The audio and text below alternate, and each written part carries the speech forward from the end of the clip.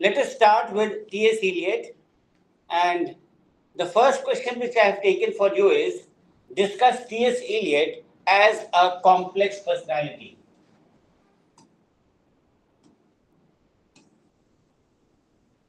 तो यहाँ पे समझने की बात है कि कॉम्प्लेक्स पर्सनालिटी किस प्रकार से, how do you analyze that yes, T.S. Eliot was a complex personality, and the reason was that he was known for many sides of his personality. He was not a one man.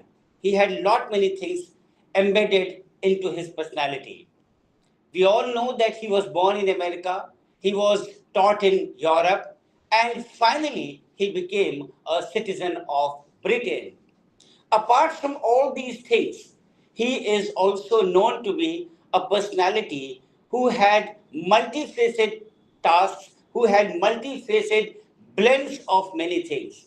And what are these things which can be blended in his personality? He was a true classicist, he was a philosopher, he was a social thinker, he was an innovator, he was a critic. And that is why we can emphatically say that the result is his personality, his total self can be known as a result of a cosmopolitan influence. There has been a critic who has told about T.S. Eliot that he presented himself in a British manner and bowler hat. He rejected many of the causes which make up the American tradition, the cause of the immigration to America, of the War of the Independence and of the Civil War. He never returned to America except as a visitor. He developed a perfectly standard English accent. He appeared to possess a characteristic English reticence. He liked English cheeses. Nevertheless, none of these things really disguise the fact that he was an American, and that in attitude and tradition he fits more easily into an American context than into the British.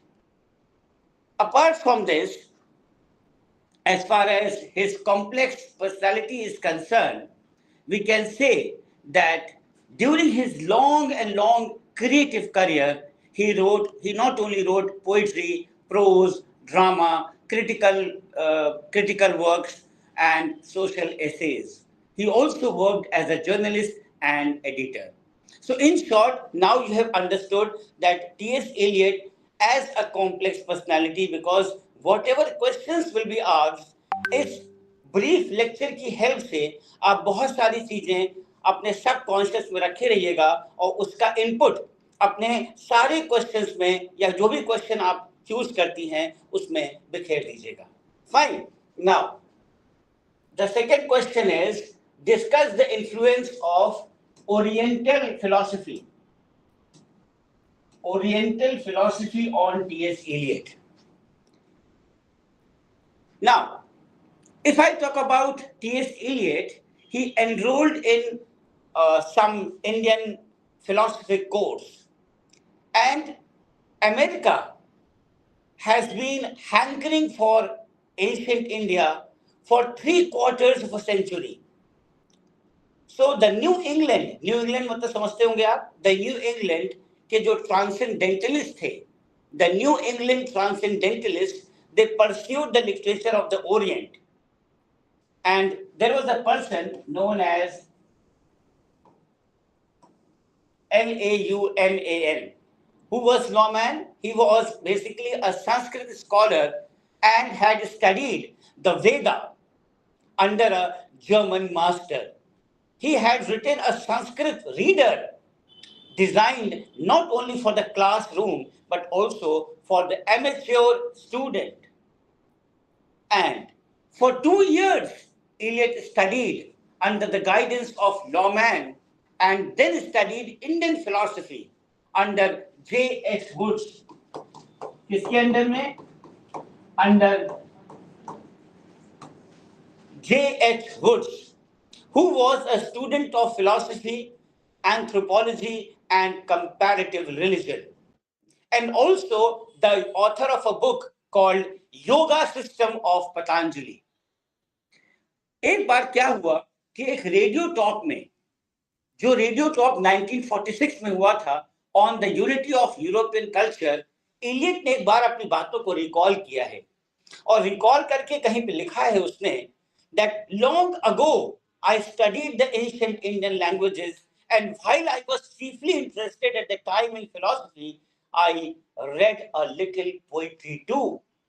And I know that my influence of Indian thought and sensibility, it will be an interesting pursuit for those who are well versed in ancient Indian poetry and the traditions of English poetry to define the influence of which Eliot has been speaking about the metrical innovations, meters of Sanskrit, which are, whether the internal rhymes, which are rich in the Middle English period, were encouraged by the elaborate internal rhyming in Sanskrit poets, and what images were fostered by his reading of the early poets and philosophers.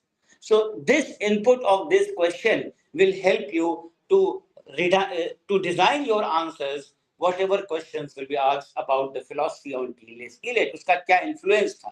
Now, again, an important question regarding T.S. Eliot. See, this is the chief features of modern poetry. What are the chief features of modern poetry? This answer, this understanding will help you how to develop your question. To understand, यहाँ पे आपको modern poetry की सारी knowledge भी हो जाएगी in short, and to understand T.S. Eliot in brief. Now, modern poetry की अगर हम बात करें तो modern poetry है क्या? It is marked with a spirit of revolt. It is marked with a spirit of revolt. These are the keywords which you have to use. It is marked with a spirit of revolt, and the top root of the new poetry which sprang up after the First World War is the revolt against, it is the revolt against humanism and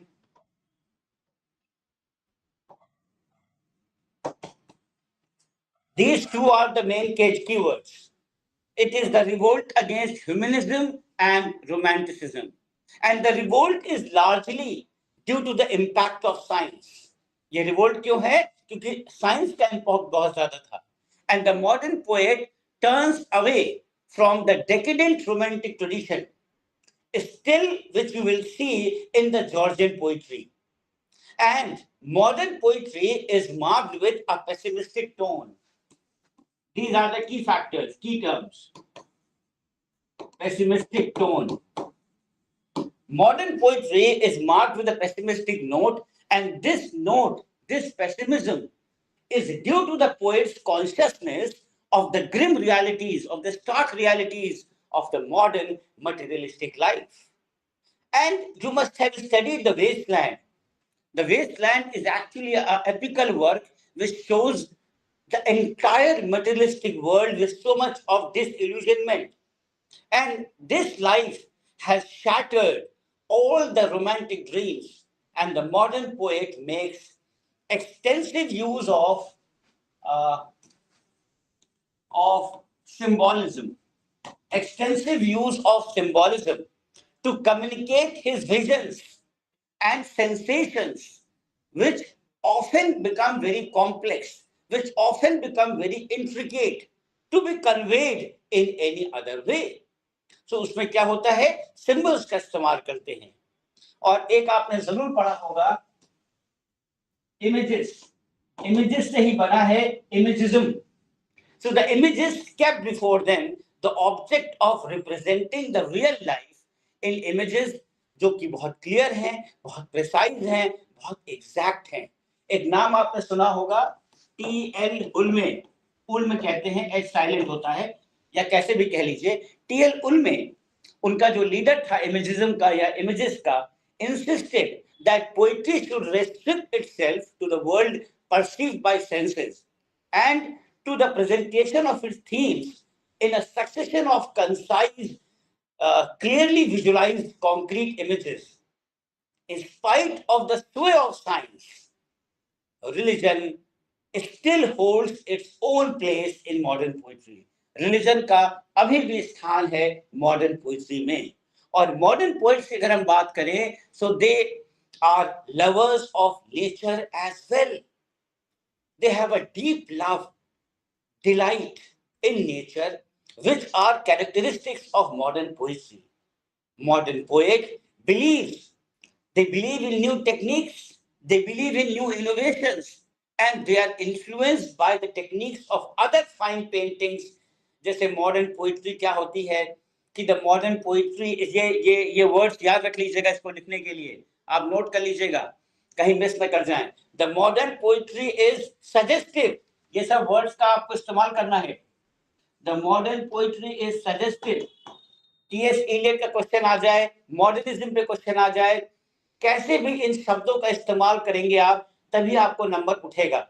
because यहाँ पे examiner को ये समझ में आ जाता है that you have exactly written very precise answer. So the modern poetry is suggestive, modern poetry is elusive.